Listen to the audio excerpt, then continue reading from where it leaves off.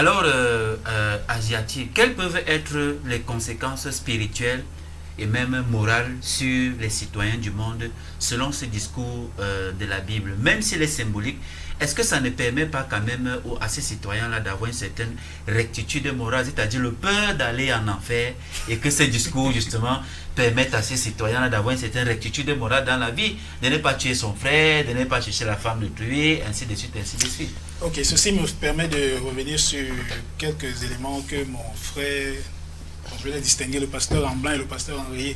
Le pasteur en blanc, il a dit que le... Non, mais il porte des noms. Là, c'est le pasteur Israël Nama. Pasteur Israël, le pasteur Nama. Mama. Pasteur Mama. Israël. Pasteur Mama. Non, mais c'est mon nom, bien sûr. Okay. C'est mon prénom, bien sûr. Alors, permettez-moi de parler, avant de répondre à la question, du nom. Nous sommes nos ascendants et nous sommes nos descendants à travers le nom, les noms qu'on porte. C'est ça le nomastique. C'est-à-dire que si je vous demande, vous avez hérité du nom Mama de qui? Vous allez dire, c'est le nom de mon père. Je dis n'importe quoi, c'est le nom de mon père. Mais si on interroge votre père, c'est ton nom, il va dire non, c'est le nom de mon père. Si on interroge son père, il va dire non, c'était le nom de mon grand-père, ainsi de suite. En fait, nous ne sommes que des véhicules. Le nom ne nous appartient pas. Le nom vit éternellement à travers nous. Vous voyez? Et donc, moi, je me connecte à mes ascendants à travers mon nom. C'est pour ça que quand je dis asiatique, je me connecte à mes ascendants. Et je suis donc mes ascendants, je suis mes descendants. Je ne peux donc pas vous appeler Israël sur cette base-là, parce qu'en fait, Israël n'est pas d'ici, vous n'êtes pas Israël. C'est un nom d'emprunt, c'est un nom d'esclave. Donc permettez que je vous appelle Monsieur Mama et pas Israël. Maintenant, pour répondre à votre question, Yamsi, Monsieur Mama disait que la Bible veut notre bien. La Bible veut notre bien. Heureux les pauvres. Ça, c'est pas pour vouloir notre bien. Vous voyez? Il a dit que la Bible n'a rien... Les pauvres en quoi? Mais c'est encore pire qu'on soit pauvre d'esprit. C'est encore pire. Un gars qui est pauvre. Il y a deux alternatives. Soit on est pauvre matériellement, soit on est pauvre d'esprit. Mais je préfère être pauvre matériellement. Vous savez, je dis souvent que la connaissance est le pouvoir.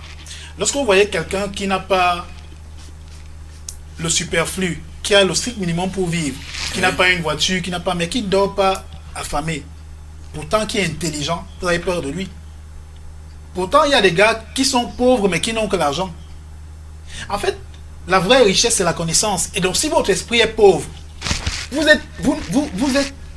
En fait, je dis souvent que, et désolé, tous les gens qui sont assujettis à cette religion sont pauvres d'esprit au christianisme. Parce qu'ils ne... Je me justifie. Non. Parce que ils ne raisonnent plus par eux-mêmes. C'est ça l'aliénation. C'est-à-dire que tous les avatars de ce livre-là qui vous sont présentés ne vous ressemblent pas. Pourtant, c'est eux qui ont fait tout le bonheur du monde. Conséquence, vous voulez vous identifier et commencer à vivre une vie qui n'est pas la vôtre. Est-ce que vous savez que le décapage, si on va dans les sources, ça vient de Jésus? Parce que s'il est le gars qui a sauvé le monde... Le décapage? Oui. De quel décapage ça y est-il? Je parle les femmes, le décapage. Ça vient de Jésus. Mais c'est tout. Je vous explique. S'il est établi que c'est le mec qui a sauvé le monde et qu'il est donc le modèle à suivre, tout le monde va être blanc. L'expérience de la poupée, même la Bien poupée. sûr. La preuve, c'est que quand un enfant naît, le premier jouet qu'on lui offre, c'est une poupée blanche. Et l'enfant va s'habituer à aimer le blanc au-delà d'elle-même. Mais c'est ça l'aliénation. Vous voyez, nous vivons, les chrétiens vivent par procuration. Ils ne sont pas eux-mêmes. Donc, comment voulez-vous que quelqu'un soit libre lorsqu'on lui dit qu'il sera puni s'il fait mal et que cette punition est éternelle? Parce que la punition consiste à te donner une leçon pour t'amener à rectifier le tir. Mais quelle est cette punition qui vous est annoncée et qui vous dit qu'on va vous brûler éternellement? Parce que si moi je te mets à genoux en tant que mon fils, je dis tends les bras, tu fais 5 minutes, moi ça commence à me faire mal. Je te dis lève-toi et ne recommence plus. Mais comment comprenez-vous ce Dieu-là qui pour vous punir ne va pas vous brûler la jambe pendant 2 heures, va vous brûler éternellement?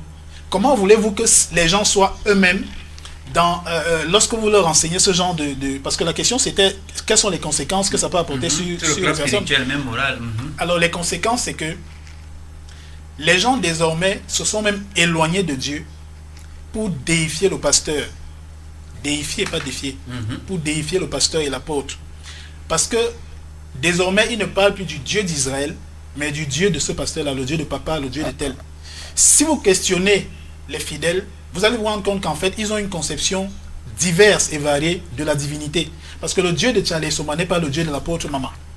en fonction du nombre et du degré de miracle que monsieur Maman peut faire, son Dieu est plus puissant que le Dieu des autres. Ouais. Et même quand vous regardez dans les affiches publicitaires aujourd'hui, quand ces gens-là annoncent, ils ont parfois des campagnes où c'est le pasteur qui est mis en avant, avec sa femme la plupart du temps. C'est eux en fait les dieux aujourd'hui.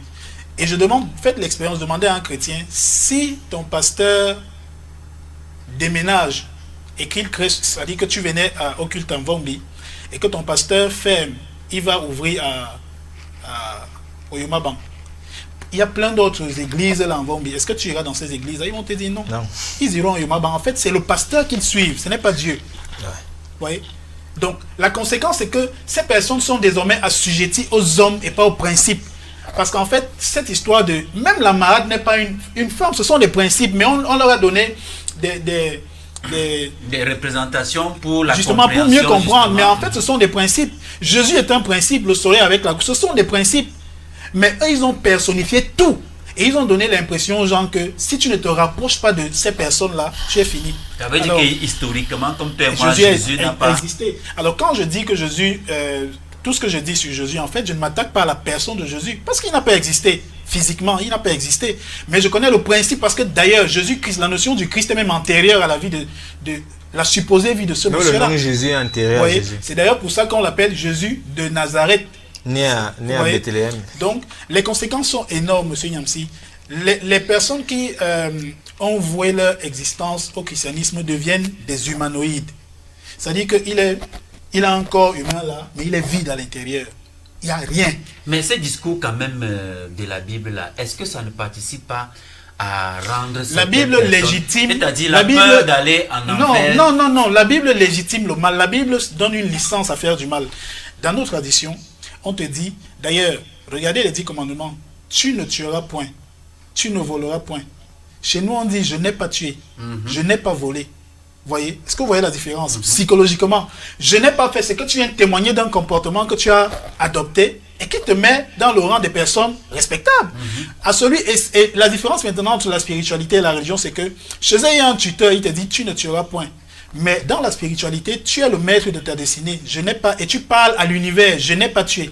Mais là, tu vas t'adresser au tuteur à qui tu vas aller te confesser. Quand je disais que la Bible, donne la licence à faire n'importe quoi, c'est que dans notre tradition, on te dit, si tu fais ceci, voilà ce qui va t'arriver. Et ça ne se négocie pas. Mais dans la Bible, on te dit, tu peux faire ce que tu veux. Mais quand tu viens te repentir et demander pardon, on va te pardonner. La plupart des gens qui sont en prison, ce sont des chrétiens, hein. C'est-à-dire qu'ils savent que, même étant en prison, ils demandent pardon à Dieu. Ils s'en foutent que vous, les hommes, ils demandent pardon à Dieu étant en prison. Donc, je peux tuer, mais je vais demander pardon. Mais chez nous, si je tue et que je demande pardon, ça ne signifie rien. Le karma signifie que si je n'ai pas payé ça ici, je reviendrai payer ça ici. Dans une autre vie, je viendrai payer ça. Donc, quand tu sais ça, tu t'arranges à vivre le maximum dans la positivité. Parce que tu sais qu'il n'y a pas un recours constant au pardon qui va te permettre d'absoudre tes péchés et de venir vivre. Donc tu es obligé justement de te conformer.